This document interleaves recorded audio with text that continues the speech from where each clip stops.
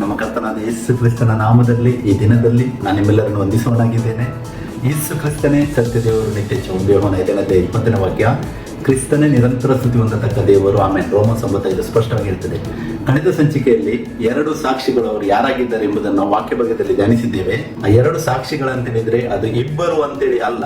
English ವಾಕ್ಯ ಏನಿದೆ ಅದು 2 ವಿಟ್ನೆಸಸ್ ಅಂದ್ರೆ 2 ಪರ್ಸನ್ಸ್ ಅಂತೇಳಿ ಹೇಳಿಲ್ಲ ಬೈಬಲ್ ಎಲ್ಲೂ. ಗ್ರೀಕ್ ಟ್ರಾನ್ಸ್ಲೇಷನ್ ಕೂಡ ನಾವು ನೋಡಿದ್ದೇವೆ, ಗ್ರೀಕ್ ಒರಿಜಿನಲ್ ಟೆಕ್ಸ್ಟ್ ಕೂಡ ನಾವು ಧ್ಯಾನಿಸಿದ್ದೇವೆ. ಅದು 2 ವಿಟ್ನೆಸಸ್ ಅಂತ ಹೇಳಿದ್ರೆ 2 ಗ್ರೂಪ್ ಆಫ್ ಪೀಪಲ್ ಅನ್ನು ಕಾಣಿಸುವಂತದ್ದಾಗಿದೆ. ಅಂದ್ರೆ ಒಂದು ಇಸ್ರೇಲ್ಯರಿಂದ ಬಂದ ಕ್ರಿಸ್ತ ವಿಶ್ವಾಸಿಗಳನ್ನು ಸೂಚಿಸುವಂತದ್ದಾಗಿದೆ, ಇನ್ನೊಂದು ಅನ್ಯ ಜನರಾದ ಕ್ರಿಸ್ತನಲ್ಲಿ ಬಂದಿದ್ದಾರೆ. ಆ 2 ಸಾಕ್ಷಿಗಳು ಅಂತೇಳಿ ಬೈಬಲ್ ನಮಗೆ ತೋರಿಸ್ತದೆ ಎಂಬುದನ್ನು ನಾವು ತುಂಬಾ ವಿಷಯಗಳನ್ನು ನಾವು ಕಳೆದ ಸಂಚಿಕೆಯಲ್ಲಿ ಧ್ಯಾನಿಸಿದ್ದೇವೆ.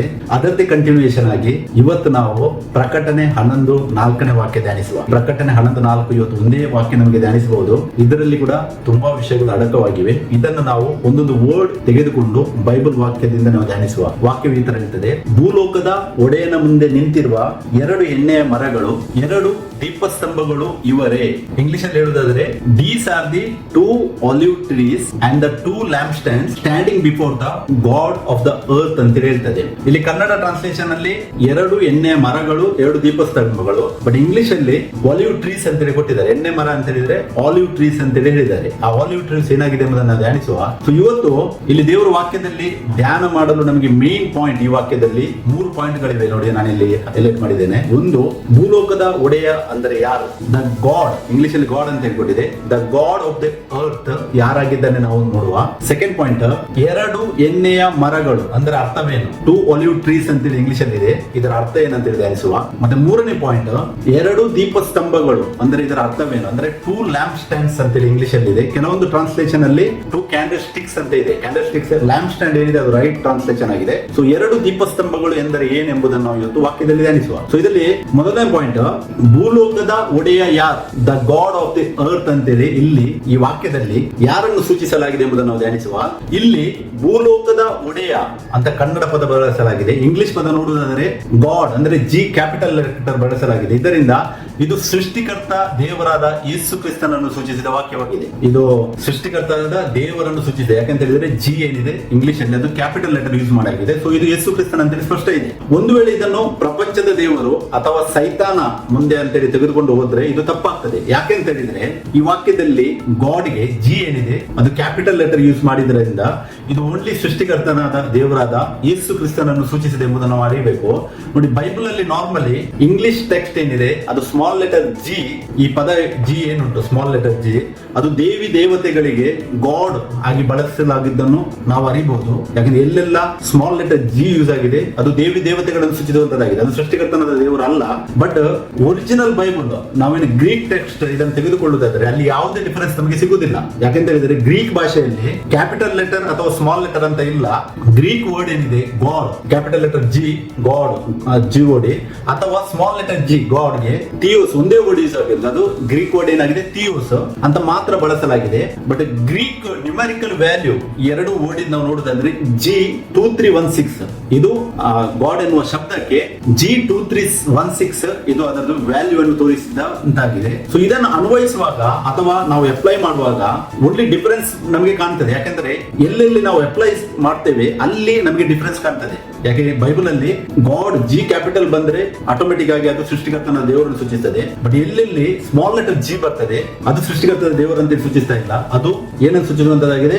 ದೇವಿ ದೇವತೆಗಳನ್ನು ಸೂಚಿಸಿದಂತದ್ದಾಗಿದೆ. ಸೊ ನಾವು ಇದಕ್ಕೆ 1-2 ವಾಕ್ಯಗಳನ್ನು ಧ್ಯಾನಿಸುವ. 2 ಕೊರಿಂಥಿಯನ್ಸ್ 4:4 ಅಂದ್ರೆ 2 ಕೊರಿಂಥದಲ್ಲಿ 4ನೇ ವಾಕ್ಯ ಈ ತರ ಇರ್ತದೆ: ಇವರಲ್ಲಿ ದೇವರ ಪ್ರತಿರೂಪವಾಗಿರುವ ಕ್ರಿಸ್ತನ ಪ್ರಭಾವವನ್ನು ತೋರಿಸುವ ಸುವಾರ್ತೆಯ ಪ್ರಕಾಶವು ಉದಯವಾಗಬಾರದೆಂದು ಈ ಪ್ರಪಂಚದ ದೇವರು ನಂಬಿಕೆ ಇಲ್ಲದವರ ಮನಸ್ಸನ್ನು ಮಂಕು ಮಾಡಿದನು ಅಂತೇಳಿ ವಾಕ್ಯ. ಈ ವಾಕ್ಯದಲ್ಲಿ ಒಂದು ದೇವರ ಪ್ರತಿರೂಪವಾಗಿರುವ ಕ್ರಿಸ್ತನ ಪ್ರಕಾಶ ಅಂದ್ರೆ ಸೃಷ್ಟಿಕರ್ತನಾದ ದೇವರ ಪ್ರತಿರೂಪಣೆ ಯೇಸು ಕ್ರಿಸ್ತನ. ಅಲ್ಲಿ G ಅಂತೇಳಿ ಇಂಗ್ಲಿಷ್ ಅಲ್ಲಿ ಏನಿದೆ ಅಲ್ಲಿ ಕ್ಯಾಪಿಟಲ್ ಲೆಟರ್ ನಾವು ನೋಡಬಹುದು. G ಅನ್ನೋದಕ್ಕೆ ಕ್ಯಾಪಿಟಲ್ ಲೆಟರ್ ಗಾಡ್ ಅಂತೇಳಿ ಯೂಸ್ ಅನ್ನುವಂಥದ್ದಾಗಿದೆ. ಬಟ್ ಸೆಕೆಂಡ್ ಪಾರ್ಟ್ ನೋಡಿ, ಅಲ್ಲಿ ಏನ್ ಹೇಳ್ತದೆ ವಾಕ್ಯ, ತೋರಿಸುವ ಸುವಾರ್ತೆ ಪ್ರಕಾಶ ಉದಯವಾಗಬಾರದೆಂದು ಈ ಪ್ರಪಂಚದ ದೇವರು ಅಂತೇಳಿ ಉಲ್ಲೇಖವಾಗಿದೆ. ಈ ಪ್ರಪಂಚದ ದೇವರು ಅಂತ ಹೇಳುವಾಗ ಇಲ್ಲಿ ಸ್ಮಾಲ್ ಲೆಟರ್ ಜಿ ಕೊಟ್ಟಿದೆ. ಅಂದ್ರೆ ಪ್ರಪಂಚದ ದೇವರು ಅಂತ ಯಾವುದು, ದೇವತೆಗಳು, ಸೈತಾನ ಅಂತೇಳಿ ಅಥವಾ ಆಟೋಮೆಟಿಕ್ ಆಗಿ ನಾವು ಹೇಳ್ತೇವೆ. ಸೊ ಆ ವಾಕ್ಯ ಏನ್ ಹೇಳ್ತದೆ, ನಂಬಿಕೆ ಇಲ್ಲದವರ ಮನಸ್ಸನ್ನು ಮಂಕು ಮಾಡಿದನು. ಸೊ ಅದಕ್ಕೆ ನಾವು ಆ ವಾಕ್ಯವನ್ನು ಕರೆಕ್ಟ್ ಆಗಿ ಅಪ್ಲೈ ಮಾಡೋದು ಅವಶ್ಯಕತೆವಾಗಿದೆ. ಪ್ರಕಟಣೆ 11:4 ಕ್ಯಾಪಿಟಲ್ ಲೆಟರ್ ಜಿ ಯೂಸ್ ಆಗಿದೆ. ಅದು ಸೃಷ್ಟಿಕರ್ತನಾದ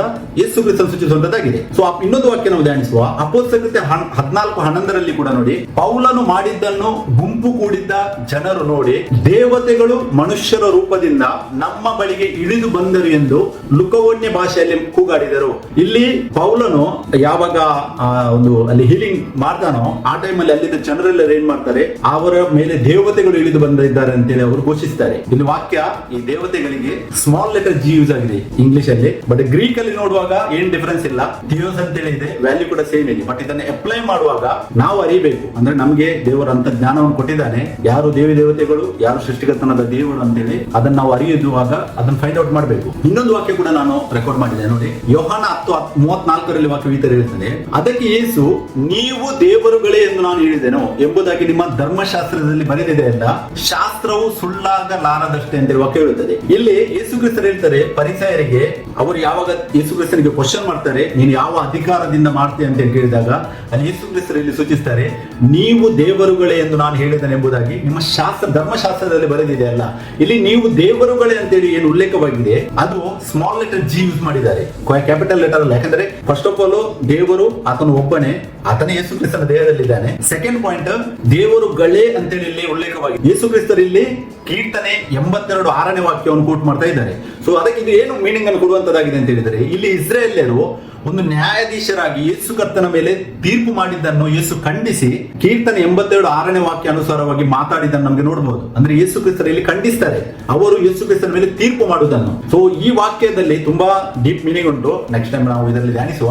ಬಟ್ ಇಲ್ಲಿ ನೀವು ದೇವರುಗಳೇ ಅಂತ ಹೇಳಿದ್ರೆ ಅಲ್ಲಿ ಸೃಷ್ಟಿಕರ್ತನಾದ ದೇವರು ಅಂತ ಹೇಳಿ ಅರ್ಥ ಅಲ್ಲ, ದೇವರುಗಳಂತ ಜಡ್ಜ್ಮೆಂಟ್ ಸ್ಪಿರಿಟ್ ಬಗ್ಗೆ ಯೇಸು ಕ್ರಿಸ್ತರು ಹೇಳ್ತಾ ಇದ್ದಾರೆ ಇಲ್ಲಿ. ಮತ್ತೆ ಇನ್ನೊಂದು ವಾಕ್ಯ ಕೂಡ ಬೇಕಾದ್ರೆ ಪ್ರಕಟಣೆ 1:5 ಕೂಡ ನಾವು ನೋಡಬಹುದು. ಯಾಕಂದ್ರೆ ಭೂಲೋಕದ ಒಡೆಯ, ಅಲ್ಲಿ ನೋಡಿ ನಾನು ಎಕ್ಸ್ಪ್ಲೇನ್ ಮಾಡುದಿಲ್ಲ, ಅಲ್ಲಿ ವಾಕ್ಯ ಏನಿರ್ತದೆ, ಭೂರಾಜರ ಒಡೆಯನು ಆಗಿರುವ ಯೇಸು ಕ್ರಿಸ್ತನಿಂದ ಅಂತ ಹೇಳಿದೆ. ಇಂಗ್ಲಿಷ್ ಅಲ್ಲಿ ನೋಡುವಾಗ the prince of the Kings of the earth, ಅಂದ್ರೆ ಭೂಲೋಕದ ಒಡೆಯ, ಭೂರಾಜರ ಒಡೆಯ ಆತನ ಯಾರಾಗಿದೆ, ಆತನ ಯೇಸು ಕ್ರಿಸ್ತನಾಗಿದ್ದಾನೆ. ಈ ಇಲ್ಲಿ ಕೂಡ ಕಿಂಗ್ಸ್ ಅಂತ ಹೇಳುವಾಗ ರಾಜರ ರಾಜ, ರಾಜಾದಿರಾಜ ಅಂತ ಹೇಳಿದೆ. ಸೊ ಇದು ಯೇಸು ಕ್ರಿಸ್ತನ ಸೂಚಿಸುವಂತದ್ದಾಗಿದೆ. ಸೊ ಪ್ರಕಟಣೆ 11:4 ಏನು ವಾಕ್ಯ ಇದೆ ಅಲ್ಲ, ಅಲ್ಲಿ ಭೂಲೋಕದ ಒಡೆಯ ಅಂತ ಹೇಳಿದ್ರೆ ಅದರ ಅರ್ಥ ಸೃಷ್ಟಿಕರ್ತನಾದ ದೇವರಾದ ಯೇಸು ಕ್ರಿಸ್ತನೇ ಎಂದು ಇದು ಸ್ಪಷ್ಟವಾಗಿದೆ. ಇದನ್ನು ನಾವು ಅರಿಬೇಕು. ಯಾಕಂದ್ರೆ ತುಂಬಾ ಜನರು ಇದನ್ನು ಭೂಲೋಕದ ಒಡೆಯ ಅಂತ ಹೇಳುವಾಗ ಸೈತಾನನ ಮುಂದೆ ಅಂತೇಳಿ ತುಂಬಾ ಇಂಟರ್ಪ್ರಿಟೇಷನ್ ನಾನು ಕೇಳಿದ್ದೇನೆ, ಅದಕ್ಕೆ ನಾನು ಇದನ್ನು ಎಕ್ಸ್ಪ್ಲೇನ್ ಮಾಡ್ತಾ ಇದ್ದೇನೆ. ಸೊ ಪ್ರಕಟಣೆ 11:4 ಭೂಲೋಕದ ಒಡೆಯ ಅಂತ ಹೇಳಿದ್ರೆ ಅದನ್ನು ಕರ್ತನಾದ ಯೇಸು ಕ್ರಿಸ್ತನೇ ಅಂತೇಳಿ ಸ್ಪಷ್ಟ ಇದೆ. ಸೊ ಇದರಲ್ಲಿ ಎರಡನೇ ಪಾಯಿಂಟ್ ನಾವು ಧ್ಯಾನಿಸುವ. ಒಂದನೇ ಪಾಯಿಂಟ್ ಆಯ್ತು, ಎರಡನೇ ಪಾಯಿಂಟ್ ಏನ್ ಹೇಳ್ತದೆ, 2 ಎಣ್ಣೆಯ ಮರಗಳು ಅಂತೇಳಿ ಸೂಚಿಸುತ್ತದೆ. ಆ 2 ಸಾಕ್ಷಿಗಳು ಏನಿದ್ದಾರೆ ಅವರು 2 ಎಣ್ಣೆಯ ಮರ ಅಂತೇಳಿ ವಾಕ್ಯ ಹೇಳ್ತದೆ. ಇಂಗ್ಲಿಷ್ ಅಲ್ಲಿ 2 ಆಲಿವ್ ಟ್ರೀಸ್. ಆಲಿವ್ ಟ್ರೀಸ್ ಗೆ ಹಿಂದಿ ವರ್ಡ್ ಏನಿದೆ ಅದು ಜೈತೂನ್ ಅಂತೇಳಿ ಕೊಟ್ಟಿದ್ದಾರೆ. ಬಟ್ ಕನ್ನಡದಲ್ಲಿ ಆತರ ಇಲ್ಲ, ಎಣ್ಣೆ ಮರ ಅಂತ ಕೊಟ್ಟಿದ್ದಾರೆ. ಸ್ವಲ್ಪ ಅಂದ್ರೆ ಎಣ್ಣೆ ಅಂತ ಹೇಳಿದ್ರೆ ನಾರ್ಮಲ್ ಆಯಿಲ್, ಬಟ್ ಇದು ನಾರ್ಮಲ್ ಆಯಿಲ್ ಅಲ್ಲ. ಆಲಿವ್ ಅಂತ ಹೇಳಿದ್ರೆ ಅದು ತುಂಬಾ ಇಂಪಾರ್ಟೆಂಟ್ ಆಯಿಲ್ ಆಗಿದೆ. ಯಾಕಂತ ಹೇಳಿದ್ರೆ ಅದು ತುಂಬಾ ಒಳ್ಳೇದು ಕೂಡ. ಇವನ್ ನಮ್ಮ ಡೇ ಬೈ ಡೇ ಆಕ್ಟಿವಿಟೀಸ್ ಅಲ್ಲಿ ಕೂಡ ನಾವು ಅದನ್ನು ಯೂಸ್ ಮಾಡಿದ್ರೆ ಅದು ಹೆಲ್ತ್ ಕೂಡ ತುಂಬಾ ಒಳ್ಳೇದು ಅಂತ ಹೇಳ್ತಾರೆ. ಬಟ್ ಇಲ್ಲಿ ಎಣ್ಣೆ ಮರ ಅಂತೇಳಿ ಕನ್ನಡದಲ್ಲಿ ಉಲ್ಲೇಖವಾದದ್ದು ಟ್ರಾನ್ಸ್ಲೇಷನ್ ಅಲ್ಲಿ ಆಲಿವ್ ಅಂತೇಳಿ ಕೊಟ್ಟಿಲ್ಲ. ನಾರ್ಮಲ್ ಎಣ್ಣೆ ಮರ ಅಂತೇಳಿ ಎಲ್ಲ ತಗೊಳ್ತಾರೆ, ಅದು ನಾರ್ಮಲ್ ಎಣ್ಣೆ ಮರ ಅಲ್ಲ, ಅದು ಆಲಿವ್ ಅಂತ ಹೇಳಿದ್ರೆ ಅದರ ತುಂಬಾ ಯೂಸ್ ಇತ್ತು ದೇವರ ಸೇವೆಯಲ್ಲಿ. ಸೊ ಅದಕ್ಕೆ ಎಣ್ಣೆ ಮರ ಅಥವಾ ಆಲಿವ್ ಮರದ ಅರ್ಥವೇನು ಅಂತೇಳಿ ನಾವು ಧ್ಯಾನಿಸುವ.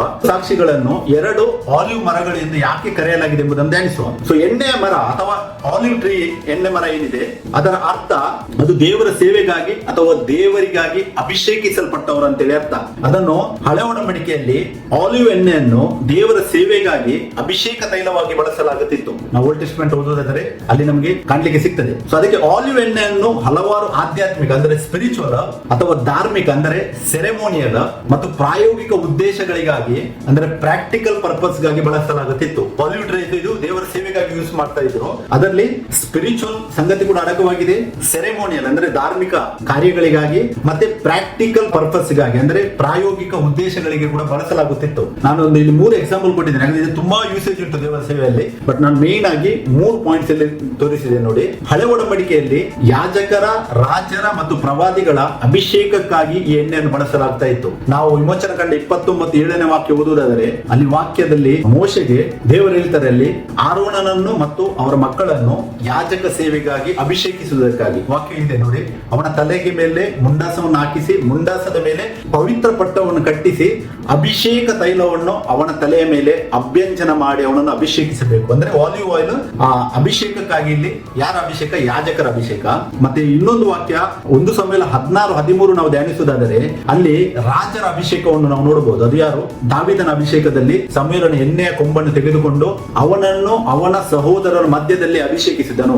ಕೂಡಲೇ ಯೆಹೋವನ ಆತ್ಮವು ದಾವೀದನ ಮೇಲೆ ಬಂದು ನೆಲೆಗೊಂಡಿತು. ಅನಂತರ ಸಮುವೇಲನು ರಾಮಕ್ಕೆ ಹೊರಟು ಹೋಗುತ್ತಾನೆ ಅಂತೇಳಿ ವಾಕ್ಯ ಹೇಳ್ತದೆ. ಅಂದ್ರೆ ಇಲ್ಲಿ ಆಲಿವ್ ಎಣ್ಣೆ ಏನಿದೆ ದೇವರ ಕಾರ್ಯಕ್ಕಾಗಿ, ಅಂದ್ರೆ ಯಾಕಂದ್ರೆ ಇಸ್ರೇಲ್ ಜನಾಂಗವನ್ನು ದೇವರು ಆರಿಸಿದ್ದರು, ಅಲ್ಲಿ ರಾಜರ ಅಭಿಷೇಕಕ್ಕೂ ಕೂಡ ಅದೇ ಆಯಿಲ್ ಯೂಸ್ ಮಾಡುವುದನ್ನು ನಮ್ಗೆ ಈ ವಾಕ್ಯದಲ್ಲಿ ಕೂಡ ನೋಡಬಹುದು. ಮತ್ತೆ ಮೂರನೆಯ ಪ್ರವಾದಿಗಳ ಅಭಿಷೇಕಕ್ಕಾಗಿ ನಾನು ವಾಕ್ಯದಲ್ಲಿ ಕೊಟ್ಟಿದ್ದೇನೆ. 1:19-16 ಎಲೀಷನನ್ನು ದೇವರು ಹೇಳ್ತಾರೆ ಎಲಿಯನ ಬದಲಿಗಾಗಿ ಪ್ರವಾದಿಯನ್ನಾಗಿ ಅಭಿಷೇಕಿಸಲಿಕ್ಕೆ ಹೇಳ್ತಾರೆ.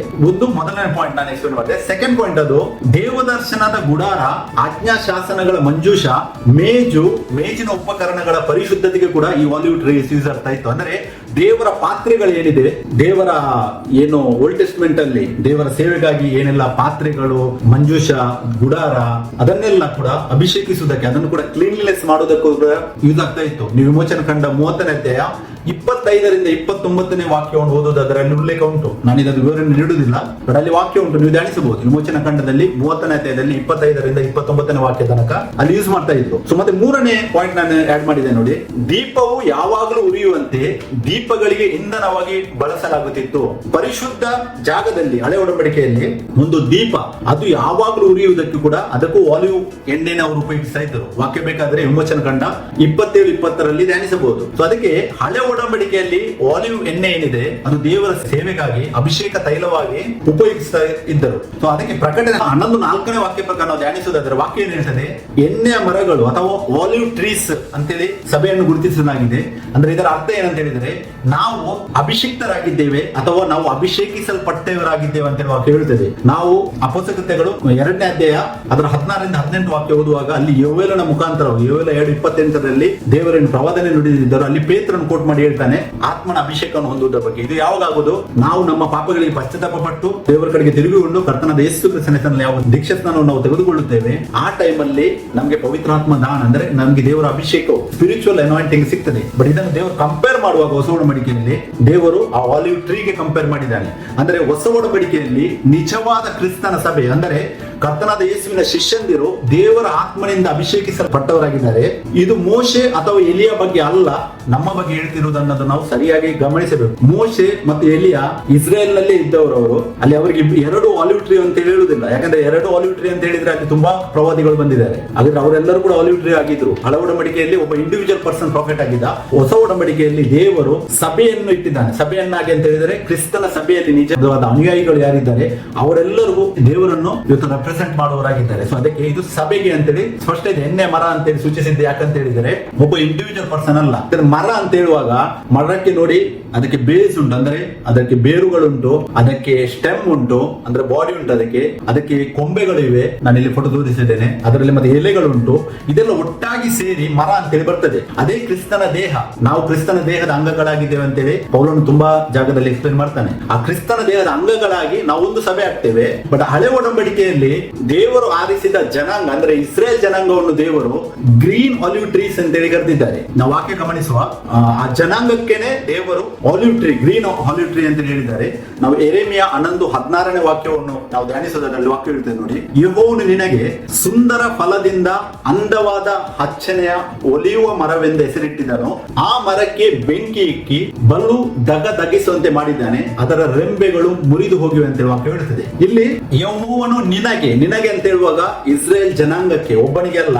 ಇಲ್ಲಿ ನಿನಗೆ ಅಂತ ಹೇಳುವಾಗ ಇಸ್ರೇಲ್ ದೇಶಕ್ಕೆ ದೇವರು ಸೂಚಿಸ್ತಾರೆ. ಅಂದ್ರೆ 12 ಕುಲಗಳಿಂದ ಏನು ಸ್ಥಾಪಿತವಾದ ಜನಾಂಗವಿದೆ, ಅದಕ್ಕೆ ಇಸ್ರೇಲ್ಗೆ ಸುಂದರ ಫಲದಿಂದ ಹಚ್ಚನೆಯ ಒಲಿಯುವ ಮರ ಅಂತೇಳಿ ಕನ್ನಡದಲ್ಲಿ ಇದೆ. ಇಂಗ್ಲಿಷ್ ಅಲ್ಲಿ ಹೇಳಿದ್ದಾರೆ the lord called your name ಅಂತ ಹೇಳಿದ್ರೆ ಇಸ್ರೇಲ್ ಹೇಳಿದರೆ ಗ್ರೀನ್ ಆಲಿವ್ ಟ್ರೀ ಅಂತ ಹೇಳಿ ಅವರು ಕರೆದಿದ್ದಾರೆ. ಸೊ ಇಡೀ ಜನಾಂಗವನ್ನು ದೇವರು ಇಲ್ಲಿ ಆಲಿವ್ ಟ್ರೀ ಅಂತ ಹೇಳ್ತಾ ಇದ್ದಾರೆ, ಒಬ್ಬ ಮನುಷ್ಯ ಅಂತೇಳಿ ಅಲ್ಲ. ವಾಕ್ಯದಲ್ಲಿ ಸರಿಯಾಗಿ ನೆಲೆಗೊಳ್ಳಿ ಅಂತೇಳಿ ನಾನು ನಿಮ್ಮನ್ನು ಎನ್ಕರೇಜ್ ಮಾಡ್ತೇನೆ. ಆದ್ರೆ ಪೌಲನು ಹೊಸ ಒಡಂಬಡಿಕೆಯಲ್ಲಿ ಏನ್ ಹೇಳ್ತಾನೆ, ಓಲ್ಡ್ ಟೆಸ್ಟ್ಮೆಂಟ್ ಅಲ್ಲಿ ಇಸ್ರೇಲ್ ಜನಾಂಗವನ್ನು ದೇವರು ಗ್ರೀನ್ ಆಲಿವ್ ಟ್ರೀ ಅಂತ ಕರೆದಿದ್ದ ವಾಕ್ಯವನ್ನು ಧ್ಯಾನಿಸಿದೆವು. ಹೊಸ ಒಡಂಬಡಿಕೆಯಲ್ಲಿ ಅಪೊಸ್ತಲ ಪೌಲ ಮುಖಾಂತರ ದೇವರು ನಮ್ಮನ್ನು ಅಂದರೆ ಅನ್ಯ ಜಾತಿಯ ಸಭೆಯನ್ನು ಅದೇ ಗ್ರೀನ್ ಆಲಿವ್ ಟ್ರೀಸ್ ಗೆ ಕಸಿ ಮಾಡಲಾಗಿದೆ ಅಂತ ಹೇಳ್ತಾನೆ. ನಾವು ಅದೇ ಇಸ್ರೇಲ್ ನ ಯಾವುದು ಆಲಿವ್ ಟ್ರೀ ಇದೆ ಅದಕ್ಕೆ ಆತನು ನಮ್ಮನ್ನು, ನಾವು ಅನ್ಯ ಜಾತಿಯರಾಗಿದ್ದೇವೆ ಬಟ್ ನಮ್ಮನ್ನು ಆ ಗಿಡಕ್ಕೆ ಅಂದ್ರೆ ಆ ಮರಕ್ಕೆ ಆತನು ಕಸಿ ಮಾಡಿದ್ದಾನೆ ಅಂತ ಹೇಳಿ ವಾಕ್ಯ ಹೇಳ್ತದೆ. ರೋಮಾಪುರ 11:17 ವಾಕ್ಯವನ್ನು ನಾವು ಓದುವಾಗ ಅಲ್ಲಿ ವಾಕ್ಯ ಈ ತರ ಹೇಳ್ತದೆ ನೋಡಿ, ಆದರೆ ಕೆಲವು ಕೊಂಬೆಗಳು ಮುರಿದು ಹಾಕಲ್ಪಟ್ಟದ್ದರಿಂದ ಕಾಡೆಣ್ಣೆ ಮರದಂತಿರುವ ನೀನು ಅವುಗಳ ತಾವಿನಲ್ಲಿ ಕಸಿ ಕಟ್ಟಿಕೊಂಡವನಾಗಿ ಊರೆಣ್ಣೆ ಮರದ ರಸವತ್ತಾದ ಬೇರಿನಲ್ಲಿ ಪಾಲು ಹೊಂದಿದವನಾಗಿದ್ದಿ. ಇಲ್ಲಿ ಸಭೆಯನ್ನು ಸೂಚಿಸಿ ಪೌಲನು ಬರೀತಾನೆ, ಏನಂತೇಳಿ ಬರೀತಾನೆ, ನಾವು ಯಾವಾಗ ಕ್ರಿಸ್ತನಲ್ಲಿ ಇರ್ಲಿಲ್ಲ ಆ ಟೈಮಲ್ಲಿ ನಾವು ಕಾಡೆಣ್ಣೆ ಮರದಂತಿದ್ದೇವೆ, ಅಂದ್ರೆ ನಾರ್ಮಲ್ ನಾವು ಲೋಕದ ಜನರಾಗಿದ್ದೇವೆ. ಆದರೆ ದೇವರು ಏನ್ ಮಾಡಿದ್ದಾರೆ, ನಮ್ಮನ್ನು ಆ ಗ್ರೀನ್ ಆಲಿವ್ ಟ್ರೀ ಏನಿದೆ ಅಂದ್ರೆ ಊರೆಣ್ಣೆ ಮರ ಅಂತ ಹೇಳಿ ಕನ್ನಡದಲ್ಲಿ ಕೊಟ್ಟಿದ್ದಾರೆ, ಬಟ್ ಇಂಗ್ಲಿಷ್ ಅಲ್ಲಿ ನೋಡಿ ಆ ಕಾಡೆಣ್ಣೆ ಮರಕ್ಕೆ ವೈಲ್ಡ್ ಆಲಿವ್ ಟ್ರೀ ಅಂತ ಹೇಳಿ ನಾನು ಇಲ್ಲಿ ಹೈಲೈಟ್ ಮಾಡಿ ಹಾಕಿದ್ದೇನೆ. ವೈಲ್ಡ್ ಆಲಿವ್ ಟ್ರೀ ಅಂತ ಹೇಳಿ ಕೊಟ್ಟಿದ್ದಾರೆ, ಅಂದ್ರೆ ನಾವು ಕಾಡು ಮರದಂತಿದ್ದೆವು. ಬಟ್ ಅದನ್ನ ಏನ್ ಮಾಡಿದ್ದಾರೆ ಅಂತ ವಾಕ್ಯ ಹೇಳ್ತದೆ, ಆಲಿವ್ ಟ್ರೀಗೆ ಅಂದ್ರೆ ಇಸ್ರೇಲ್ ನ ಗ್ರೀನ್ ಆಲಿವ್ ಟ್ರೀ ಏನಿದೆ ಅದಕ್ಕೆ ನಮ್ಮನ್ನು ಆತನು ಕಸಿ ಕಟ್ಟಿದ್ದಾನೆ ಅಂತ ಹೇಳ್ತದೆ ವಾಕ್ಯ. ಎಷ್ಟೊಂದು ಮೀನಿಂಗ್ಫುಲ್ ವಾಕ್ಯವಾಗಿದೆ ಅಲ್ಲ, ಸ್ವಲ್ಪ ನೀವು ಸರಿಯಾಗಿ ಧ್ಯಾನಿಸಿ ನೋಡಿ. ಮತ್ತೆ ಇನ್ನೊಂದು ವಾಕ್ಯ ಕೂಡ ನಾನು ಇಲ್ಲಿ ಶೇರ್ ಮಾಡಿದ್ದೇನೆ, ರೋಮಾಪುರ 11:24 ಅಲ್ಲಿ ವಾಕ್ಯ ಹೇಳ್ತದೆ, ನೀನು ಹುಟ್ಟು ಕಾಡು ಮರದಿಂದ ಕಡಿದು ತೆಗೆಯಲ್ಪಟ್ಟು ನಿನಗೆ ಸಂಬಂಧಪಡದ ಊರು ಮರದಲ್ಲಿ ಕಸಿ ಕಟ್ಟಿಕೊಂಡವನಾದ ಮೇಲೆ ಅದರಲ್ಲಿ ಹುಟ್ಟಿದ ಕೊಂಬೆಗಳಾಗಿರುವ ಅವರು ಸ್ವಂತ ಮರದಲ್ಲಿ ಕಸಿ ಕಟ್ಟಲ್ಪಡುವುದು ಎಷ್ಟೋ ಸಹಜವಾಗಿದೆ ಅಲ್ಲ. ಇಲ್ಲಿ ಹುಟ್ಟು ಕಾಡು ಮರ ಅಂತ ಹೇಳಿದ್ರೆ ಇಂಗ್ಲಿಷ್ ಅಲ್ಲಿ ನೋಡಿ ಹೇಳಿದೆ, ಫಾರ್ ಇಟ್ ದೋ word cut out of the olive tree which is wild by nature. ಅದು ನಮ್ಗೆ ಹೇಳ್ತಾನೆ, ಅಲ್ಲಿ ಹೇಳ್ತಾನೆ ಆತನು, ನಮ್ಗೆ ಹೇಳ್ತಾನೆ, ನೀನು ಹುಟ್ಟು ಕಾಡು ಮರದಿಂದ ಕಡಿದು ತೆಗೆಯಲ್ಪಟ್ಟು ನಿನಗೆ ಸಂಬಂಧಪಡದ ಊರು ಮರದಲ್ಲಿ, ಊರು ಮರ ಅಂತ ಹೇಳುವಾಗ ಇಲ್ಲಿ ಗುಡ್ ಆಲಿವ್ ಟ್ರೀ ಅಂತ ಹೇಳಿ ಇಂಗ್ಲಿಷ್ ಅಲ್ಲಿ ಓದಿಸುವಂತಿದೆ ನೋಡಿ. ಸೊ ಹಾಗೆ ನಾವು ಕಾಡು ಮರದಂತಿದ್ದೇವೆ, ಹುಟ್ಟು ಕಾಡು ಮರ ಅಂದರೆ ನಾವು ಅನ್ಯ ಜಾತಿಯವರಾಗಿದ್ದೆವು. ಬಟ್ ದೇವರು ಏನ್ ಮಾಡಿದ್ದಾರೆ, ಆ ಇಸ್ರೇಲ್ ನಲ್ಲಿ ಅಬ್ರಾಹ್ಮನ ಸಂಘದ ದೇವರೇನು ಒಡಂಬಡಿಕೆಯನ್ನು ಮಾಡಿಕೊಂಡಿದ್ದಾನೋ ಗಲಾತ್ಯ 3:16-17 ಓದಲಿಕ್ಕೆ ಸಿಗ್ತದೆ. ದೇವರು ಅದನ್ನೇ ಸ್ಥಿರಪಡಿಸಿದ್ದಾನೆ. ಆ ಸ್ಥಿರಪಡಿಸುವಾಗ ಅವರನ್ನು ಆಲ್ರೆಡಿ ದೇವರು ಆರಿಸಿದ್ದನು, ಬಟ್ ಅವರಿಗೆ ಫಸ್ಟ್ ಎಲ್ಲ ದೇವರು ಆಪ್ಷನ್ ಕೊಡ್ತಾರೆ. ಮತ್ತೆ ನಮ್ಮನ್ನ ಏನ್ ಮಾಡ್ತಾರೆ, ಅವರು ಯಾವಾಗ ತಿರಸ್ಕರಿಸ್ತಾರೆ ಆ ಟೈಮಲ್ಲಿ ದೇವರು ನಮ್ಮನ್ನು ಒಳಗೆ ತರ್ತಾರೆ. ಮತ್ತೆ ಆ ಗ್ರೀನ್ ಆಲಿವ್ ಟ್ರೀ ಇಸ್ರೇಲ್ ಏನಿದ್ದಾರೆ ಅವರಿಗೆ ನಮ್ಮನ್ನು ಕಸಿ ಮಾಡ್ತಾರೆ, ಅಂದ್ರೆ ಒಂದೇ ಟ್ರೀ ಆಗೋದು. ಅದೇ ನಾವು ಯೋಹಾನ 10:16 ಲಾಸ್ಟ್ ಧ್ಯಾನಿಸಿದೆವು. ಯೇಸು ಕ್ರಿಸ್ತರು ಏನ್ ಹೇಳ್ತಾರೆ, ಈ ಹಟ್ಟಿಗೆ ಸೇರಿದ ಇನ್ನೂ ಕುರಿಗಳಿವೆ, ಅವುಗಳನ್ನು ನಾನು ಒಳಗೆ ತರಬೇಕು. ಅವುಗಳನ್ನು ಒಳಗೆ ತರಬೇಕು ಅಂತ ಹೇಳಿದ್ರೆ ಅವಾಗ ಒಂದೇ ಹಿಂಡಾಗೋದು, ಒಬ್ಬನೇ ಕುರ್ಬಾನಿ ಇರುವನು. ಅಂದ್ರೆ ಈ ಗ್ರೀನ್ ಆಲಿವ್ ಟ್ರೀಗೆ ನಮ್ಮನ್ನು ಅವರು ಕಸಿ ಮಾಡಿದ್ದಾರೆ ಅಂತ ಹೇಳಿ ಅರ್ಥ. ಅದಕ್ಕೆ ದೇವರಿಗೆ ಸ್ತೋತ್ರವನ್ನು ಸಲ್ಲಿಸ್ತೇನೆ. 2 ಎಣ್ಣೆಯ ಮರಗಳು ಅಂತ ಹೇಳಿದ್ರೆ 2 ಆಲಿವ್ ಟ್ರೀಸ್ ಅಂತ ಹೇಳಿದ್ರೆ 2 ಗ್ರೂಪ್ ಆಫ್ ಪೀಪಲ್ ಅನ್ನು ಸೂಚಿಸುವಂತದ್ದಾಗಿದೆ. ನಾವು ಇದನ್ನು ಧ್ಯಾನಿಸಿದ್ದೇವೆ. ಯಾಕಂದ್ರೆ ವಾಕ್ಯ ಪ್ರಕಟಣೆ 11:4 ಏನ್ ಹೇಳ್ತಿದೆ, 2 ಎಣ್ಣೆಯ ಮರಗಳಂತೇಳಿ ಸೂಚಿಸಿದೆ. 2 ಎಣ್ಣೆಯ ಮರ ಅಂತ ನಾನು ಪುನಃ ಹೇಳ್ತೇನೆ, ಒಬ್ಬ ಮನುಷ್ಯನನ್ನು ಸೂಚಿಸ್ತಾ ಇಲ್ಲ. ಎಣ್ಣೆಯ ಮರ ಅಂತ ಹೇಳಿದ್ರೆ ಒಂದು ಗ್ರೂಪ್ ಆಫ್ ಪೀಪಲ್, ಒಂದು ಇಸ್ರೇಲ್ ಕುಲದಿಂದ ರಕ್ಷಣೆ ಕಾರ್ಯಕ್ಕಾಗಿ ಕರೆಯಲ್ಪಟ್ಟ ಜನಾಂಗವನ್ನು ಸೂಚಿಸಿದೆ. ಮತ್ತೆ ಎರಡನೇದು ಅನ್ಯ ಜನರು, ಅಂದ್ರೆ ಇಸ್ರೇಲ್ ಕುಲ ಇಲ್ಲದೆ ಇರೋ ಜನಾಂಗ ಅಂದ್ರೆ ಅರ್ಥ. ನಾವು ಇವಾಗ ಹೊಸ ಒಡಂಬಡಿಕೆಯಲ್ಲಿ ಇಸ್ರೇಲ್ಯರು ಅನ್ಯ ಜನರು ಅಂತೇಳಿ ಕ್ರಿಸ್ತನಲ್ಲಿ ಭೇದ ಭಾವ ಇಲ್ಲ. ನಾವು ಹೊರಗಿದ್ದಾಗ ಇತ್ತು, ಕ್ರಿಸ್ತನಲ್ಲಿ ಯಾವಾಗ ಒಳಗೆ ಬಂದಿದ್ದೇವೆ ಇಸ್ರೇಲ್ಯರು ಮತ್ತು ನಾವು ಒಂದಾಗಿದ್ದೇವೆ. ನಾವು ವಾಗ್ದಾನದ ಫಲವಾಗಿದ್ದೇವೆ, ನಾವು ವಾಗ್ದಾನದ ಮಕ್ಕಳಾಗಿದ್ದೇವೆ ಅಂತ ವಾಕ್ಯ ಹೇಳುತ್ತದೆ. ಸೊ ಇದನ್ನು ನಾವು ಸರಿಯಾಗಿ ಅರಿಬೇಕು. ನಾವು ಇನ್ನೂ ಬೇಕಾದಕ್ಕೆ ಇನ್ನೊಂದು ವಾಕ್ಯ ನೋಡಿ, ಜಕರ್ಯ 4:2 ಮತ್ತು 3ನೇ ವಾಕ್ಯವನ್ನು ಓದುವಾಗ ನಾನು ಫುಲ್ ವಾಕ್ಯ ಓದಲಿಕ್ಕೆ ಹೋಗುದಿಲ್ಲ. ಈ ತರ ಹೇಳ್ತದೆ ನೋಡಿ, ಬಲಗಡೆಯಲ್ಲಿ 1 ಎಣ್ಣೆಯ ಮರ, ಎಡಗಡೆಯಲ್ಲಿ 1 ಎಣ್ಣೆಯ ಮರ, ಅಂದ್ರೆ ರೈಟ್ ಹ್ಯಾಂಡ್ ಸೈಡ್ ಅಲ್ಲಿ 1 ಆಲಿವ್ ಟ್ರೀ, ಎಡಗಡೆಯಲ್ಲಿ ಇನ್ನೊಂದು ಆಲಿವ್ ಟ್ರೀ, ಅಂತೂ 2 ಮರಗಳು ಅದರ ಪಕ್ಕಗಳಲ್ಲಿ ಇವೆ ಅಂತ ಹೇಳಿದನು. ಅಂದ್ರೆ ದೇವರು ಏನ್ ಮಾಡಿದ್ದಾರೆ, 2 ಸೈಡ್ ಅಲ್ಲಿ 2 ಆಲಿವ್ ಟ್ರೀ ಆಗಿ ನಮ್ಮನ್ನು ಇಟ್ಟಿದ್ದಾನೆ. ಒಂದು ಇಸ್ರೇಲ್ ನಿಂದ ಬಂದ ಜನಾಂಗ, ಮತ್ತೊಂದು ಅನ್ಯ ಜಾತಿಯವರು ಅಂತೇಳಿ ಸೂಚಿಸ್ತದೆ. ಜಕರ್ಯ ಅದೇ 4:12-14 ತನಕ ವಾಕ್ಯ ಓದುವ ಕೂಡ ತುಂಬಾ ಒಳ್ಳೆ ರೀತಿಯಲ್ಲಿ ಎಕ್ಸ್ಪ್ಲೇನ್ ಮಾಡಿದ್ದಾನೆ. ಇಲ್ಲಿ ಜಕರ್ಯ ಮುಖಾಂತರ ಹೋಗಿ ದೇವರು ನೋಡಿ, ಅಲ್ಲಿ ವಾಕ್ಯ ಹೇಳ್ತದೆ, ನಾನು 2ನೇ ಸಾರಿ ಉತ್ತರ ಕೊಟ್ಟು ಅವನಿಗೆ 2 ಚಿನ್ನದ ನಾಳಗಳಿಂದ ಚಿನ್ನದಂತ ಎಣ್ಣೆಯನ್ನು ತಮ್ಮೊಳಗಿಂದ ಸುರಿಯುವ ಈ 2 ಇಪ್ಪೆ ಕೊಂಬೆಗಳು ಏನು ಅಂದೆನು. 17ನೇ ವಾಕ್ಯ ನೋಡಿ, ಅವನು ನನಗೆ ಇವು ಏನೆಂದು ಅರಿಯುವುದಿಲ್ಲವೋ ಅಂದನು. 14ನೇ ವಾಕ್ಯ ನೋಡಿ, ನಾನು ನನ್ನ ಒಡೆಯನೇ ಇಲ್ಲ ಅಂದೆನು. ಆಗ ಅವನು, ಸಮಸ್ತ ಭೂಮಿಯ ಕರ್ತನ ಬಳಿಯಲ್ಲಿ ನಿಲ್ಲುವ 2 ಪುರುಷರು ಅಂತೇಳಿ ಕೆಲವೊಂದು ಟ್ರಾನ್ಸ್ಲೇಷನ್ ಇದೆ, ಇಲ್ಲದ್ರೆ 2 ಅಭಿಷೇಕಿಸಲ್ಪಟ್ಟವರು ಅಂತೇಳಿ ಕನ್ನಡ ಟ್ರಾನ್ಸ್ಲೇಷನ್ ಇದೆ, ಇವರೇ ಅಂದನು. ಸೊ ಹಾಗೆ ಇಲ್ಲಿ 12ನೇ ವಾಕ್ಯದಲ್ಲಿ ಈ 2 ಇಪ್ಪೆ ಕೊಂಬೆಗಳು ಅಂತೇಳಿ ಇದೆ, ಬಟ್ ಇಂಗ್ಲಿಷ್ ಅಲ್ಲಿ ನೋಡುವಾಗ 2 ಆಲಿವ್ ಬ್ರಾಂಚಸ್ ಅಂತೇಳಿ ಇದೆ. ಸೊ ಕರೆಕ್ಟ್ ಆಗಿ ಇಂಗ್ಲಿಷ್ ಅಲ್ಲಿ ಮೀನಿಂಗ್ ಸಿಗ್ತದೆ ನಮಗೆ, 2 ಆಲಿವ್ ಬ್ರಾಂಚಸ್. 14ನೇ ವಾಕ್ಯ ನೋಡಿ, ಸಮಸ್ತ ಭೂಮಿಯ ಕರ್ತನ ಬಳಿಯಲ್ಲಿ. ನಾವು ಈ ವಾಕ್ಯ ಧ್ಯಾನಿಸಿದ್ದೇವೆ. ಇಲ್ಲಿ ಆಲ್ರೆಡಿ ಜಕರ್ಯ ಕಾರ್ಯದಲ್ಲಿ ದೇವರು ಹೇಳಿದ್ದಾರೆ. ನಾವು ಪ್ರಕಟಣೆ 11:4 ಭೂಲೋಕದ ಒಡೆಯನ ಮುಂದೆ ಅದು ಇಲ್ಲಿ ಆಲ್ರೆಡಿ ನುಡಿದಿದ್ದಾರೆ ದೇವರು. ನೋಡಿ, ಇನ್ನೊಂದು ವಾಕ್ಯ ಭಾಗದಲ್ಲಿ ನಮಗೆ ದೇವರು ತೋರಿಸ್ತಾ ಇದ್ದಾರೆ. ಸಮಸ್ತ ಕರ್ತನ ಬಳಿಯಲ್ಲಿ ಅಂತ ಹೇಳಿದ್ರೆ ಕರ್ತ ಯಾರು? ಯೇಸು ಕ್ರಿಸ್ತನು. ಯೇಸು ಕ್ರಿಸ್ತನ ಬಳಿಯಲ್ಲಿ ನಿಲ್ಲುವ, ಇಲ್ಲಿ ಕನ್ನಡ ಟ್ರಾನ್ಸ್ಲೇಷನ್ ಇಬ್ಬರು, ಅದು ಟ್ರಾನ್ಸ್ಲೇಷನ್ ಮಿಸ್ ಇಂಟರ್ಪ್ರಿಟೇಷನ್ ಆಗಿದೆ. ಆಕ್ಚುಲಿ ಅದು ಎರಡು. ಯಾಕಂತ ಹೇಳಿದ್ರೆ ಇಂಗ್ಲಿಷ್ ವಾಕ್ಯ ನಾನು ಹಾಕಿದೆ ನೋಡಿ, ಇಲ್ಲಿ ಇಂಗ್ಲಿಷ್ ವಾಕ್ಯ ಏನ್ ಹೇಳ್ತದೆ? The two anointed once. ಇಲ್ಲಿ 2 ಪರ್ಸನ್ಸ್ ಅಂತ ಹೇಳಿ ವಾಕ್ಯ ಹೇಳ್ತಾ ಇಲ್ಲ. 2 ಅನಾಯಿಂಟೆಡ್ ಒನ್ಸ್ ಅಂತ ಹೇಳಿದ್ರೆ ಎರಡು ಅಭಿಷಿಕ್ತರು. ಇಂಗ್ಲಿಷ್ ಅಲ್ಲಿ ಇದೆ 2 anointed once, the lord of the whole earth. ಅಂದ್ರೆ ಕರ್ತನ ಮುಂದೆ ನಿಂತಿರುವ ಎರಡು ಅಭಿಷಿಕ್ತರು ಅಂತ ಹೇಳಿದ್ರೆ ಎರಡು ಸಭೆಗಳು, ಅಂದ್ರೆ ಅನ್ಯ ಜಾತಿಯ ಸಭೆ ಮತ್ತು ಜ್ಯೂಯಿಶ್ ಅಂದ್ರೆ ಯೆರೂಸಲೇಮಿನಿಂದ ಬಂದ ಸಭೆಯನ್ನು ಸೂಚಿಸ್ತಾ ಇದೆ. ನಾನು ಇದರದ್ದು ಒರಿಜಿನಲ್ ಟೆಕ್ಸ್ಟ್ ಓಲ್ಡ್ ಟೆಸ್ಟ್ಮೆಂಟ್ ಏನಿದೆ ಅದು ಹೀಬ್ರೂ, ಅದನ್ನು ವರ್ಡ್ ಕೂಡ ಹಾಕಿದ್ದೇನೆ ನೋಡಿ. ಅದನ್ನು ಕೂಡ ಟ್ರಾನ್ಸ್ಲೇಷನ್ ಬರುವಾಗ 2 ಅನಾಯಿಂಟೆಡ್ ಒನ್ಸ್ ಅಂತ ಬರ್ತದೆ. ಅಲ್ಲಿ ಇಬ್ಬರು ಪುರುಷರು, ಅದು ಕನ್ನಡ ಟ್ರಾನ್ಸ್ಲೇಷನ್ ಅಲ್ಲಿ ಇಬ್ಬರು ಮಾಡಿದ್ದಾರೆ, ಬಟ್ ಅದು ಇಬ್ಬರಲ್ಲ, ಎರಡು ಅಂತ ಹೇಳುವಾಗ ಗ್ರೂಪ್ ಆಫ್ ಪೀಪಲ್. ನಾನು ಇದರ ಬಗ್ಗೆ ಕೂಡ ಲಾಸ್ಟ್ ವೀಕ್ ಆಲ್ರೆಡಿ ಎಕ್ಸ್ಪ್ಲೇನ್ ಮಾಡಿದ್ದೇನೆ. ಇಲ್ಲಿ ಕೂಡ ಅದೇ ಸೇಮ್ ವಾಕ್ಯ ಉಂಟು ನಮಗೆ ಪುನಃ. ಇಲ್ಲಿ ಇಬ್ಬರು ಅಲ್ಲ, ಎರಡು ಆಗ್ಬೇಕಂತ ಹೇಳಿ ನಾವು ಅರಿಬೇಕು. ಇದರ ಅರ್ಥ ಏನಂತ ಹೇಳಿದರೆ ಎರಡು ಅಭಿಷಿಕ್ತರು, 2 ಅನಾಯಿಂಟೆಡ್ ಒನ್ಸ್ ಅಂತ ಹೇಳಿದ್ರೆ ಎರಡು ಗ್ರೂಪ್ ಆಫ್ ಪೀಪಲ್ ಅನ್ನು ಸೂಚಿಸುವಂತದ್ದಾಗಿದೆ. ಸೊ ಇಬ್ಬರು ಪುರುಷರು ಅಥವಾ ಇಬ್ಬರು ಅಭಿಷಿಕ್ತರು ಅಲ್ಲ ಎನ್ನುವುದನ್ನು ನಾವು ವಾಕ್ಯ ಭಾಗದಲ್ಲಿ ಅರಿಯುವುದು ಅವಶ್ಯಕವಾಗಿದೆ. ಯಾಕಂದ್ರೆ ಇದರ original Hebrew text, English translation ನಾನು ಎಲ್ಲವನ್ನು ಇಲ್ಲಿ ಕೂಡ ವಾಕ್ಯ ಭಾಗದಲ್ಲಿ ವಿವರಿಸ್ತಾ ಇದ್ದೇನೆ. ಯಾಕಂದ್ರೆ ಎರಡು ಅಭಿಷಿಕ್ತರು ಅಂತ ಹೇಳಿದ್ರೆ 2 ಗ್ರೂಪ್ ಆಫ್ ಪೀಪಲ್ ಅಂತೇಳಿ ಕರೆಕ್ಟ್ ರೈಟ್ ಟ್ರಾನ್ಸ್ಲೇಷನ್. ಎರಡು ಅಭಿಷಿಕ್ತರು ಅಂತ ಹೇಳಿದ್ರೆ 2 ಅನಾಯಿಂಟೆಡ್ ಒನ್ಸ್, ಒಂದು ಯೆರೂಸಲೇಮಿನಿಂದ ಬಂದ ಸಭೆ, ಇನ್ನೊಂದು ಜೆಂಟೈಲ್ ಸಭೆ ಅಂತೇಳಿ ಅರ್ಥ. ಸೊ ಇದರಲ್ಲಿ ಎರಡನೇ ಪಾಯಿಂಟ್ ಆಯ್ತು. ಆ ಎರಡು ಎಣ್ಣೆ ಮರಗಳು ಕೂಡ ಕ್ಲಿಯರ್ ಆಗಿ ಅದನ್ನು ಅರ್ಥ ಮಾಡಿಕೊಳ್ಳುವಾಗ ದೇವರ ಸೇವೆಗೆ ಅಭಿಷೇಕಿಸಲ್ಪಟ್ಟವರು ಎಂಬುದನ್ನು ನಾವು ಧ್ಯಾನಿಸಿದೆವು. ಸೊ ಅದು ಯಾರಾಗಿದ್ದಾರೆ ಅಂತ ಹೇಳಿದ್ರೆ ಇವತ್ತು ನಾವೇ ಆಗಿದ್ದೇವೆ ಅಂತೇಳಿ ನಾವು ಇವು ಆಲ್ರೆಡಿ ಧ್ಯಾನಿಸಿದೆವು. ಯಾಕಂತಂದ್ರೆ ಇವರು ನಾವು ಅಭಿಷಿಕ್ತರು. ದೇವರ ಆತ್ಮನು ನಮ್ಮ ಒಳಗಿದ್ದಾನೆ, ಇವತ್ತು ನಮ್ಮಲ್ಲಿದ್ದಾನೆ. ನಮ್ಮನ್ನು ದೇವರು ತನ್ನ ಆತ್ಮನಿಂದ ಅಭಿಷೇಕಿಸಿದ್ದಾನೆ. ಅದಕ್ಕೆ ಆ ಸಭೆ ನಾವು ಅನ್ನೋದನ್ನು ಸರಿಯಾಗಿ ನೀವು ಅರಿತುಕೊಳ್ಳಬೇಕೆಂದು ನಾನು ನಿಮ್ಮನ್ನು ಎನ್ಕರೇಜ್ ಮಾಡ್ತೇನೆ. ಸೊ ಇದರಲ್ಲಿ ಇವಾಗ ಮೂರನೇ ಪಾಯಿಂಟ್ ಧ್ಯಾನಿಸುವ, ಎರಡು ದೀಪಸ್ತಂಭಗಳು ಕೂಡ ಅಂತೇಳಿ ಹೇಳ್ತದೆ. ಆ ಸಾಕ್ಷಿಗಳು ಏನಿದ್ದಾರೆ, ಎರಡು ಸಾಕ್ಷಿಗಳು, ಅವರ ಎರಡು ದೀಪಸ್ತಂಭಗಳು ಕೂಡ ಹೇಳ್ತದೆ. ಸೊ ಇದರ ಅರ್ಥವೇನು ಅಂತ ಹೇಳಿ ನಾವು ಧ್ಯಾನಿಸುವ, ಅಂದ್ರೆ 2 ಲ್ಯಾಂಪ್ ಸ್ಟ್ಯಾಂಡ್ಸ್ ಅಂತೇಳಿ ಇಂಗ್ಲಿಷ್ ಅಲ್ಲಿ ಇದೆ. ದೀಪಸ್ತಂಭ ಅಂತ ಹೇಳಿದ್ರೆ ಅರ್ಥ ಅದು ಬೆಳಕು ಕೊಡುವಂತದ್ದು. ಇಲ್ಲಿ ದೀಪಸ್ತಂಭ ಅಂತ ವಾಕ್ಯ ಸಭೆಯನ್ನು ಸೂಚಿಸಿ ಮಾತಾಡಿದೆ. ವಾಕ್ಯ ನಾವು ಗಮನಿಸುವ, ಜ್ಞಾನೋಕ್ತಿ 20:27 ವಾಕ್ಯವಿತ ಹೇಳುತ್ತದೆ ನೋಡಿ, ಮನುಷ್ಯನ ಆತ್ಮವು ಯೆಹೋವನ ದೀಪವಾಗಿದೆ, ಅದು ಅಂತರಂಗವನ್ನೆಲ್ಲ ಶೋಧಿಸುತ್ತದೆ. ಇಲ್ಲಿ ಮನುಷ್ಯ ಅಂತ ಹೇಳುವಾಗ ಒಬ್ಬ ಮನುಷ್ಯನನ್ನು ಸೂಚಿಸಿದೆ. ಅವನ ಆತ್ಮವು ಯೆಹೋವನ ದೀಪ ಅಂದ್ರೆ ದೇವರ ದೀಪವಾಗಿದೆ, ಅದು ಅಂತರಂಗವನ್ನೆಲ್ಲ ಸೂಚಿಸುತ್ತದೆ ಅಂತ ವಾಕ್ಯ ಹೇಳುತ್ತದೆ. ಸೊ ನಮ್ಮ ಆತ್ಮ ಪಾಪದ ನಿಮಿತ್ತ ಒಂದು ಟೈಮ್ ಸತ್ತಿತ್ತು, ನಾವೆಲ್ಲರೂ ಬಲ್ಲತರಾಗಿದ್ದೇವೆ. ಆದರೆ ಇವತ್ತೇನಾಗಿದೆ, ಕರ್ತನಾದ ಯೇಸುವಿನಲ್ಲಿ ನಮ್ಮ ಆತ್ಮವು ಪುನರ್ಜೀವಿತವಾಗಿದೆ. ಅಂದ್ರೆ ನಾವು ಪುನರ್ಜನ್ಮ ಹೊಂದಿದ್ದೇವೆ ಅಂತೇಳಿ 2 ಕೊರಿಂಥಿಯನ್ 5:17 ಪೌಲನು ಹೇಳ್ತಾನೆ. ಅದೇ 1 ಪೀಟರ್ 1:23 ನಾವು ವಾಕ್ಯದ ಮುಖಾಂತರವಾಗಿ ನಾವು ಪುನರ್ಜೀವನ ಹೊಂದಿದ್ದೇವೆ ಅಂತೇಳಿ ವಾಕ್ಯ ಹೇಳುತ್ತಿದೆ. ಸೊ ಅದಕ್ಕೆ ನಾವು ನಮ್ಮ ಆತ್ಮ ಏನಾಗಿದೆ, ಕ್ರಿಸ್ತನಲ್ಲಿ ಇವತ್ತು ಪುನರ್ಜೀವಿತವಾಗಿದೆ. ನಾವು ಆತ್ಮದಲ್ಲಿ ಹೊಸಬರಾಗಿ ಹುಟ್ಟಿದ್ದೇವೆ ಅಂತೇಳಿ ಅರ್ಥ. ಮತ್ತೆ ನಮ್ಮ ಆತ್ಮವು ದೇವರಿಗೆ ಇವತ್ತು ದೀಪವಾಗಿದೆ. ನಮ್ಮ ಆತ್ಮವೇ ದೇವರಿಗೆ ದೀಪವಾಗಿದೆ. ಅದಕ್ಕೆ ಪವಿತ್ರಾತ್ಮನು ನಮ್ಮ ಒಳಗಡೆ ವಾಸ ಮಾಡುತ್ತಾನೆ ಅಂತ ಹೇಳಿದ್ರೆ ನಮ್ಮ ಆತ್ಮ ದೇವರು ಪರಿಶುದ್ಧಗೊಳಿಸಿದ್ದಾರೆ. ನಮ್ಮ ಆತ್ಮವನ್ನು ದೇವರು ಪರಿಶುದ್ಧಗೊಳಿಸಿ ಇವತ್ತು ತನ್ನ ನಿವಾಸ ಸ್ಥಾನವಾಗಿ ನಮ್ಮನ್ನು ಆತನು ಮಾಡಿದ್ದಾನೆ ಅಂತೇಳಿ ಅರ್ಥ. ಅಂದ್ರೆ ಕ್ರಿಸ್ತನ ದೇಹ ಒಬ್ಬ ಮನುಷ್ಯ ದೀಪವಾಗಿದ್ದಾನ ಅಲ್ಲ, ಸಭೆಯಾಗಿ ನಾವೆಲ್ಲರೂ ಯಾರೆಲ್ಲ ನಿಜವಾದ ಕ್ರಿಸ್ತನನ್ನು ಹಿಂಬಾಲಿಸ್ತಾರೋ, ಕ್ರಿಸ್ತನ ಅನುಯಾಯಿಗಳಾಗಿದ್ದರು, ಅವರೆಲ್ಲರೂ ಅಂದ್ರೆ ಕ್ರಿಸ್ತನ ದೇಹ ಅಂತ ಹೇಳಿದ್ರೆ ಸಭೆ. ಅಂದ್ರೆ ಸಭೆ ಇವತ್ತು ಲೋಕಕ್ಕೆ ಬೆಳಕು ನೀಡುವಂತದ್ದಾಗಿದೆ.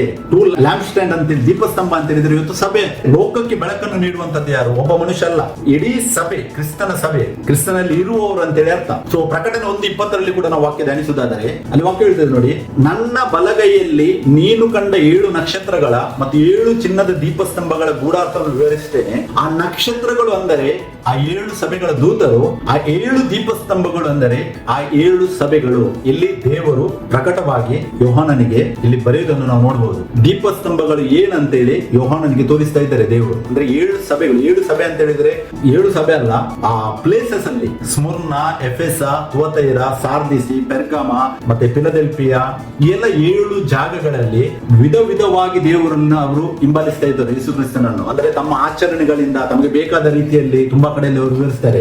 ಸೊ ಅದಕ್ಕೆ ದೇವರು 7 ಪ್ಲೇಸಸ್ ಗಳಲ್ಲಿದ್ದ ಡಿಫ್ರೆಂಟ್ ವೆರೈಟೀಸ್ ಅಲ್ಲಿ ದೇವರನ್ನು ಆರಾಧಿಸುವ ಆ ಪ್ರೊಸೀಜರ್ ಅನ್ನು ದೇವರಲ್ಲಿ ಉಲ್ಲೇಖಿಸಿ ತುಂಬಾ ಜಾಗದಲ್ಲಿ ಖಂಡನೆ ಮಾಡುವುದನ್ನು ನಮಗೆ ನೋಡ್ಲಿಕ್ಕೆ ಸಿಗ್ತದೆ. ಸೊ ಅದಕ್ಕೆ ದೀಪಸ್ತಂಭ ಅಂತ ಹೇಳಿದ್ರೆ ಅದು ಸಭೆ ಅಂತೇಳಿ ಅರ್ಥ. ಇಲ್ಲಿ ಕ್ಲಿಯರ್ ಆಗಿ ವಾಕ್ಯದಲ್ಲೇ ಉಂಟು ನಮಗೆ. ದೀಪಸ್ತಂಭ ಅಂತ ಹೇಳಿದ್ರೆ ಸಭೆ, ದೀಪಸ್ತಂಭ ಅಂತ ಒಬ್ಬ ಮನುಷ್ಯ ಅಲ್ಲ.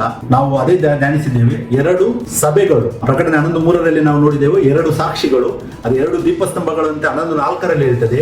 2 ದೀಪಸ್ತಂಭಗಳು, ದೀಪಸ್ತಂಭ ಅಂತೇಳಿ ಒಬ್ಬ ಮನುಷ್ಯನನ್ನು ಹೊಸ ಒಡಂಬಡಿಕೆಯಲ್ಲಿ ಹೇಳುವುದಿಲ್ಲ. ನಾವು ಇನ್ನೊಂದು ಬೇಕಾದ್ರೆ ಇನ್ನೊಂದು ವಾಕ್ಯ ನೋಡುವ. ಮತ್ತಾಯ 5:14 ಈ ತರ ಹೇಳ್ತದೆ ನೋಡಿ, ನೀವು ಲೋಕಕ್ಕೆ ಬೆಳಕಾಗಿದ್ದೀರಿ, ಗುಡ್ಡದ ಮೇಲೆ ಕಟ್ಟಿರುವ ಊರು ಮರೆಯಾಗಿರಲಾರದು.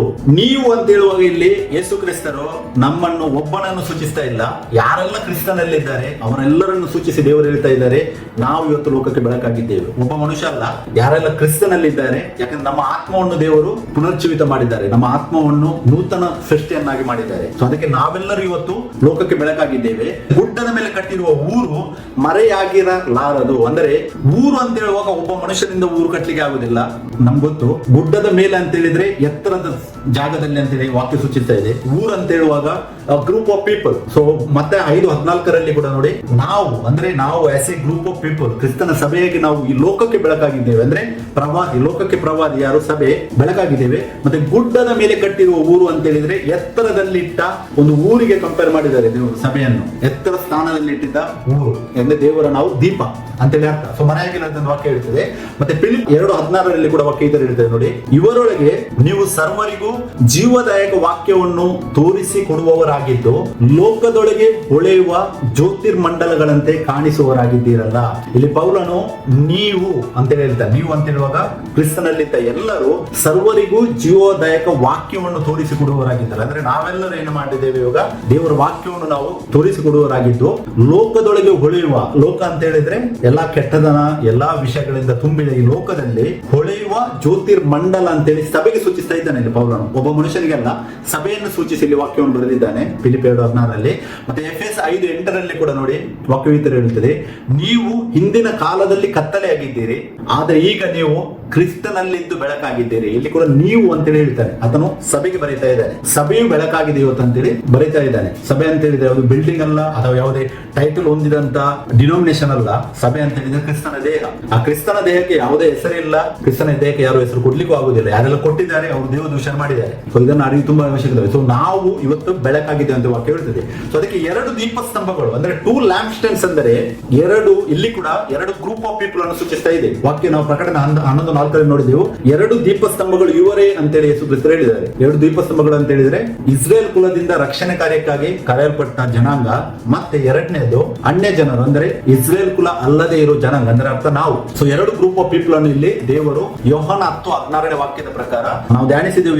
ಎಣ್ಣೆ ಮರಗಳು ಕೂಡ ನಾವೇ, ದೀಪಸ್ತಂಭಗಳು ಕೂಡ ನಾವೇ. ಅಂದ್ರೆ ದೇವರು ನಮ್ಮನ್ನು ಅಷ್ಟೊಂದು ಪ್ರಾಮುಖ್ಯತೆಯನ್ನಾಗಿ ದೇವರು ನಮ್ಮನ್ನು ಮಾಡಿದ್ದಾನೆ. ಇದನ್ನು ನಾವು ತುಂಬಾ ಆತ್ಮಿಕ ರೀತಿಯಲ್ಲಿ ಅರಿಯುವುದು ತುಂಬಾ ಅವಶ್ಯಕತೆವಾಗಿದೆ. ಸೊ ಇದರ ಸಾರಾಂಶ ಈ ವಾಕ್ಯದು, ಯಾಕಂದ್ರೆ ಈ ವಾಕ್ಯ ಒಂದೇ ವಾಕ್ಯ ನಾವು ಧ್ಯಾನಿಸಲಿಕ್ಕೆ ಆಗೋದು, ಟೈಮ್ ಆಯ್ತು ಆಲ್ರೆಡಿ. ಸೊ ಇದರ ಸಾರಾಂಶ ಏನಂತ ಹೇಳಿದ್ರೆ, ಭೂಲೋಕದ ಒಡೆಯ ನಾವು ಧ್ಯಾನಿಸಿದೆವು. ಅಂದ್ರೆ ಇದು ಸೃಷ್ಟಿಕರ್ತನಾದ ದೇವರಾದ ಯೇಸು ಕ್ರಿಸ್ತನೇ ಅಂತೇಳಿ ಸ್ಪಷ್ಟವಾಗಿದೆ. ಮತ್ತೆ ಎಣ್ಣೆಯ ಮರ ಅಂದ್ರೆ 2 ಆಲಿವ್ ಟ್ರೀಸ್ ಅಂತೇಳಿ ಇಂಗ್ಲಿಷ್ ಅಲ್ಲಿ ಏನು ಹೇಳಿದ್ದಾರೆ, ಇದು 2 ಅನಾಯಿಂಟೆಡ್ ಒನ್ಸ್ ಅಂತೇಳಿ ಇಂಗ್ಲಿಷ್ ಅಲ್ಲಿ ಇದೆ ವಾಕ್ಯ. ಸೊ ಅದಕ್ಕೆ ಇದು ಅರ್ಥ ಏನಿದ್ದು, ಕ್ರಿಸ್ತನನ್ನು ಹಿಂಬಾಲಿಸುವ ಗ್ರೂಪ್ ಆಫ್ ಪೀಪಲ್.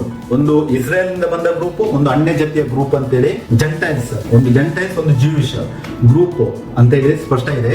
ಮತ್ತೆ ಮೂರನೇದು ನಾವು ಇದರಲ್ಲಿ ಪಾಯಿಂಟ್ ಧ್ಯಾನಿಸಿದೆವು, 2 ದೀಪಸ್ತಂಭಗಳು ಅಂತ ಹೇಳಿದ್ರೆ ದೇವರಿಗೆ ನಮ್ಮ ಆತ್ಮವು ದೀಪವಾಗಿದೆ. ಅಂದ್ರೆ ನಾವೆಲ್ಲರೂ ಸಭೆಯಾಗಿ ಇವಾಗ ದೇವರಿಗೆ ದೀಪವಾಗಿದ್ದೇವೆ. ಬಟ್ ದೇವರು ಆರಿಸುವಾಗ ಏನ್ ಮಾಡಿದ್ದಾರೆ, ಒಂದು ಇಸ್ರೇಲ್ ಇಂದ ಒಂದು ದೀಪವನ್ನು ತಂದಿದ್ದಾರೆ, ಒಂದು ಅನ್ಯ ಜನದಿಂದ ದೀಪವನ್ನು ತಂದಿದ್ದಾರೆ. ಅಂದ್ರೆ 2 ಲ್ಯಾಂಪ್ ಸ್ಟ್ಯಾಂಡ್ಸ್ ಅಂತ ಹೇಳಿ ವಾಕ್ಯ ಹೇಳುತ್ತದೆ. ಸೊ ಅದಕ್ಕೆ 2 group of people came from Israel and Gentiles ಅಂದ್ರೆ ಅನ್ಯ ಜನರು ಮತ್ತೆ ಇಸ್ರೇಲರನ್ನು ಸೂಚಿಸುವಂತದ್ದಾಗಿದೆ. ಇಸ್ರೇಲರು ಅಂತ ಹೇಳಿದ್ರೆ ಇಸ್ರೇಲ್ ನಿಂದ ಕ್ರಿಸ್ತನಲ್ಲಿ ವಿಶ್ವಾಸ ಇಟ್ಟ ವಿಶ್ವಾಸಿಗಳನ್ನು, ಎಲ್ಲ ಇಸ್ರೇಲರಲ್ಲ ಅಂದ್ರೆ ಲೋಕದಲ್ಲಿ ಇಸ್ರೇಲರಲ್ಲ, ಈ ಕ್ರಿಸ್ತನನ್ನು ಯಾರು ಹಿಂಬಾಲಿಸ್ತಾರೆ ಅವರನ್ನು ಸೂಚಿಸುವಂತದ್ದಾಗಿದೆ. ಸೊ ಅದಕ್ಕೆ 2 witnesses are 2 group of people. One is Israel ಕ್ರಿಸ್ತನ ಸಭೆ, ಮತ್ತೆ ಇನ್ನೊಂದು ಜೆಂಟೈಲ್ಸ್ ಅನ್ಯ ಜಾತಿಯವರು ಕ್ರಿಸ್ತನ ಸಭೆ. ಸೊ ನಾನು ದೇವರಿಗೆ ಸ್ತೋತ್ರವನ್ನು ಸಲ್ಲಿಸ್ತೇನೆ. ಈ ಒಂದು ವಾಕ್ಯದಲ್ಲಿ ಪ್ರಕಟಣೆ 11:4 ವಾಕ್ಯದಲ್ಲಿ ಇವತ್ತು ಇಲ್ಲಿ ದೇವರು ಕೆಲವೊಂದು ವಿಷಯಗಳನ್ನು ವಾಕ್ಯ ಭಾಗದಿಂದ ಧ್ಯಾನಿಸುವಂತ ಕೃಪೆಯನ್ನು ಕೊಟ್ಟಿದ್ದಕ್ಕಾಗಿ ನಾನು ದೇವರಿಗೆ ಸ್ತೋತ್ರವನ್ನು ಸಲ್ಲಿಸ್ತೇನೆ. ಇದನ್ನೇ ನೆಕ್ಸ್ಟ್ ಕಂಟಿನ್ಯೂ ಆಗಿ 11, 5, 6, 7 ಇನ್ನೂ ತುಂಬಾ ವಾಕ್ಯಗಳು ಉಂಟು ಅದರಲ್ಲಿ. ಅದನ್ನು ಕೂಡ ನಾವು ಸ್ಟೆಪ್ ಬೈ ಒನ್ ಬೈ ಆಗಿ ನಾವು ವಾಕ್ಯದಿಂದ ಧ್ಯಾನಿಸುವ. ನೋಡಿ, ಈ ಪ್ರಕಟಣೆ 11:4 3 ಪಾಯಿಂಟ್ ಗೆ ಕನೆಕ್ಟಿಂಗ್ ಆಗಿ ಎಷ್ಟೊಂದು ವಾಕ್ಯಗಳು ನಮಗೆ ಸಿಗ್ತದೆ ಬೈಬಲ್ ಅಲ್ಲಿ. ಒಂದು ವಿಷಯವನ್ನು ನಾವು ಸರಿಯಾಗಿ ಧ್ಯಾನಿಸಬೇಕು.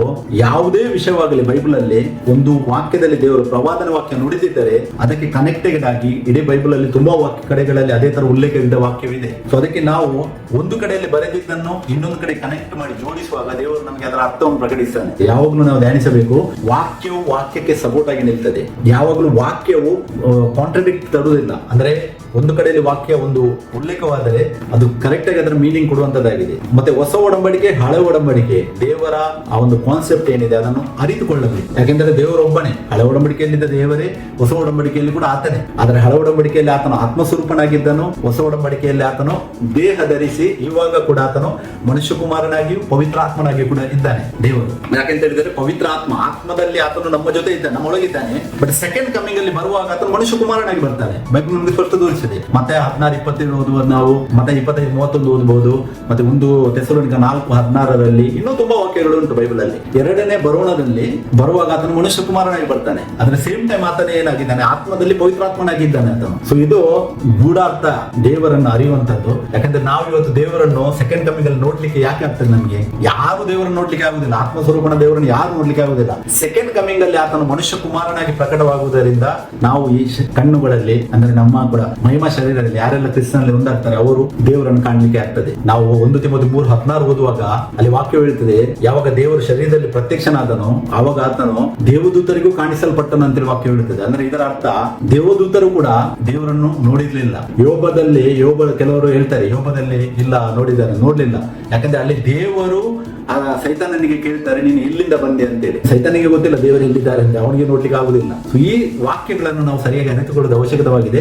ಸೊ ಅದಕ್ಕೆ ಈ 3ನೇ ಭಾಗದಲ್ಲಿ ನಾವು ಧ್ಯಾನಿಸಿದ ವಿಷಯ ಏನಾಗಿದೆ, ಭೂಲೋಕದ ಒಡೆಯನ ಮುಂದೆ ನಿಂತಿರುವ 2 ಎಣ್ಣೆಯ ಮರಗಳು, 2 ದೀಪಸ್ತಂಭಗಳು ಅಂತ ಹೇಳಿದ್ರೆ ಇದು ಸಭೆಯನ್ನು ಸೂಚಿಸುವಂತದ್ದಾಗಿದೆ. ಇಂಡಿವಿಜುವಲ್ ಪರ್ಸನ್ ಅಂದ್ರೆ ಒಬ್ಬ ಮನುಷ್ಯನನ್ನು ಸೂಚಿಸುವಂತದ್ದಲ್ಲ ಎಂಬುದನ್ನು ನೀವು ವಾಕ್ಯದಲ್ಲಿ ನೆಲೆಗೊಂಡು ಸತ್ಯವನ್ನು ಅರಿಯಿರಿ ಎಂದು ನಿಮ್ಮನ್ನು ನಾನು ಎನ್ಕರೇಜ್ ಮಾಡ್ತೇನೆ. ಸೊ ಅದಕ್ಕೆ ನಾನು ಸ್ತೋತ್ರವನ್ನು ಸಲ್ಲಿಸ್ತೇನೆ. ಇವತ್ತಿನ ಈ ವಾಕ್ಯಗಳ ಗೂಢಾರ್ಥವನ್ನು ಪ್ರಕಟಿಸಿದ ಮತ್ತೆ ವಾಕ್ಯಗಳನ್ನು ನಮಗೆ ಮುಂದೆ ಪ್ರಕಟಣೆಯನ್ನು ನೀಡುತ್ತಾ ಇರುವ ನಮ್ಮ ಕರ್ತನು, ಒಡೆಯನು, ರಕ್ಷಕನೂ ಆದ ಏಕದೇವರಾದ ಯೇಸು ಕ್ರಿಸ್ತನಿಗೆ ಸಲ್ಲಿಸ್ತೇನೆ. Praise the Lord. Thank you.